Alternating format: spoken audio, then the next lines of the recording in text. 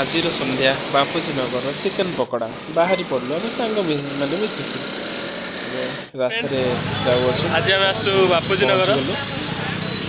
ଆଉ ଏଠି ସମସ୍ତେ କହୁଛନ୍ତି କି ସ୍ପେଶିଆଲ ପକୋଡ଼ା ମିଳୁଛି ବୋଲି। ଇଏ କି ଆମର ଯିଏ ଜାଣିଛନ୍ତି ପକୋଡ଼ା ଭଲ ମିଳୁଛି ବୋଲି ସେଥିପାଇଁ ଆମର ଆସୁ ଏଠିକି ଦେଖାଯାଉ ପକୋଡ଼ାର କମାଲ କ'ଣ ଅଛି।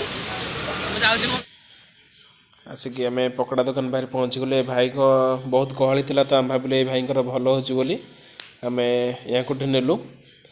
ଆଉ ଦେଖନ୍ତୁ ଆମେ ଫୁଲ୍ ମଗାଇଥିଲୁ ଯେଉଁଟାକି 100 ଟଙ୍କା ଥିଲା 9 ପିସ୍।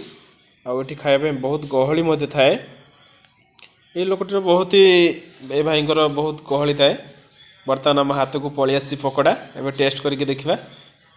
ଖାଉଛୁ ଭଲ ବି ଲାଗୁଛି। ଏଭରେଜ ଥିଲା ସେତେ ବି ବହୁତ ଭଲ ବି କହିପାରିବିନି।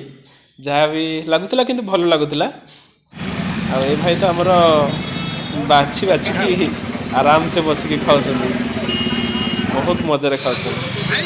ଇଏ ଆମର ବିକିଳିଆଟା ଇଏ ହାତ ଗୋଡ଼ ଟେକିକି ଖାଇବ। ତାପରେ ଆମେ ପହଞ୍ଚିଗଲୁ ସୁପ୍ ପିଇବା ପାଇଁ।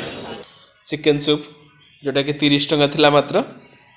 ଏଇ ଗ୍ଲାସଟି ଚିକେନ୍ ସୁପ୍ ବହୁତ ଖୁସିରେ ପିଇଲୁ ଭଲ ବି ଲାଗିଲା।